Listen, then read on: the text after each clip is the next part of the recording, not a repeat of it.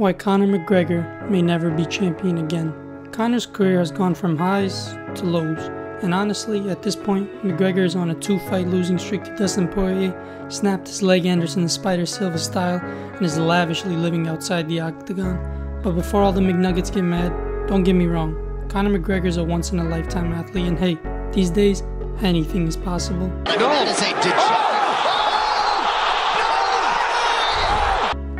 Literally. Born in Crumlin, Dublin, McGregor had a regular life doing regular things. From football to working as a plumber apprentice, the massive star he is today didn't seem all too likely. However, McGregor would pick up MMA from UFC fighter Tom Egan in 2006, and from there, the rest is history. At the ripe, juicy age of 18, McGregor made his MMA debut for the Irish Ring of Truth promotion. There, he won via TKO and jumped to the Irish Cage of Truth promotion, where he began training under John Kavanagh. From 2008 to 2013, he lost twice before going on an 8-fight winning streak and becoming both the Cage Warriors featherweight and lightweight champion.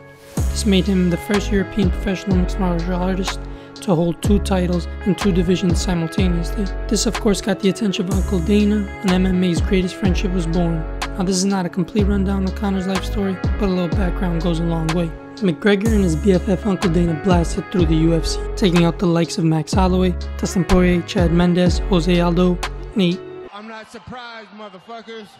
Nate Diaz, and Eddie Alvarez. He gained a massive cult following and became a superstar the MMA world had never seen, and probably won't ever see again. But I come here for everybody, kill everybody, I'm the champ, I'm the king. We'll see.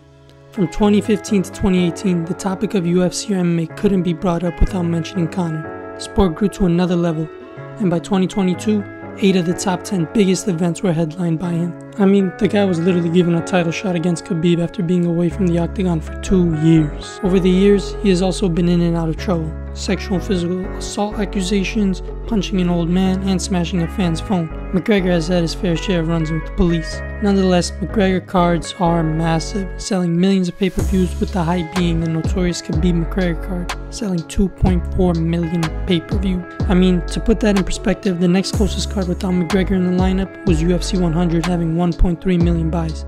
That was back in 2009 and brought out all the big guns. I'm talking Lesnar, Mir, GSP, Bisping, and Hendo. UFC 229 was the biggest card in the history of the company. The lead up to the fight had story, bad blood, and even a steel cage Hell in a Cell match with a dolly being thrown at a bus. All eyes were on Khabib and McGregor. And of course they gave a good impression to the new fans, right? Nope. McGregor tried to employ secret MMA ninjutsu, also known as cheating.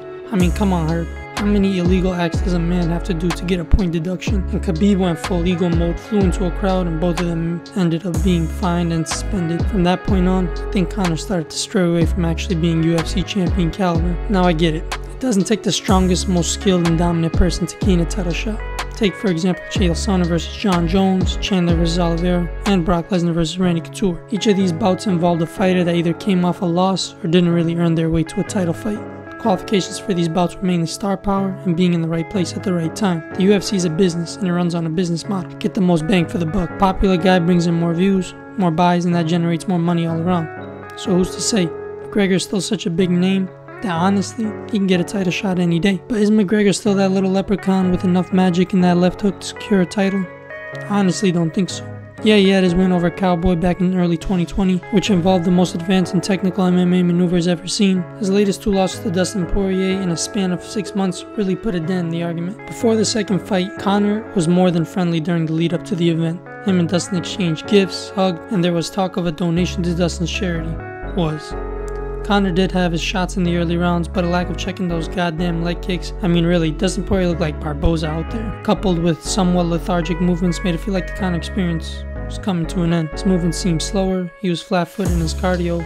Well, his cardio has always been bad. McGregor ended up losing by TKO in the second round. From 2015 to 2018, Conor seemed levels above the division, running through contenders and champions alike. Movements were fast, clean, his motivation was unmatched. Conor as of late has that star power, but doesn't seem to have the skill to match. I mean, Dustin Poirier is a beast himself, and this by no means is discrediting his wins. 155-pound Dustin is very durable. He's gone through wars with Holloway and Gaethje, who was arguably a harder hitter than Conor. Dustin took away Conor's movements throughout the fights, and had a solid game plan to neutralize Conor's. Still, Conor outboxed Dustin in round 1, and won that round on every judge's scorecard in the first fight. He rocked Dustin twice and had some clean combos that landed well. So I guess the McGregor spark was still there, but maybe it was just overshadowed by Poirier's performance. The third fight taught Stettles all the dust. This time around, McGregor came in aggressive. He returned to his cocky trash talk, but honestly took it way too far. Claimed Dustin Poirier's wife was DMing him, made multiple death threats, and made other remarks toward Dustin's family. You must pay. Tomorrow night I'm gonna make this man pay with his life, and I mean it. You're dead in that octagon tomorrow night.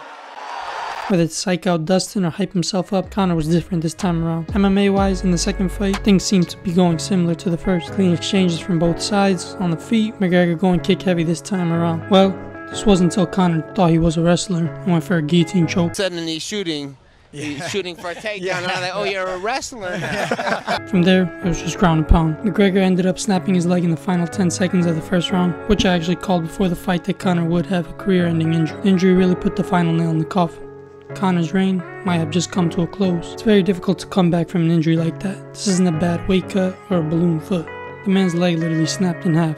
Couple that with months out the game, back-to-back losses, and already being financially set, it's hard to argue the other way around. But in 2022, Conor's still doing Conor things. Seems to have recovered well from the leg break. He's back to training and talking as much trash as he can on Twitter. And he's aiming for a return at heavyweight. Still, I don't think McGregor's going to be holding that UFC title anytime soon.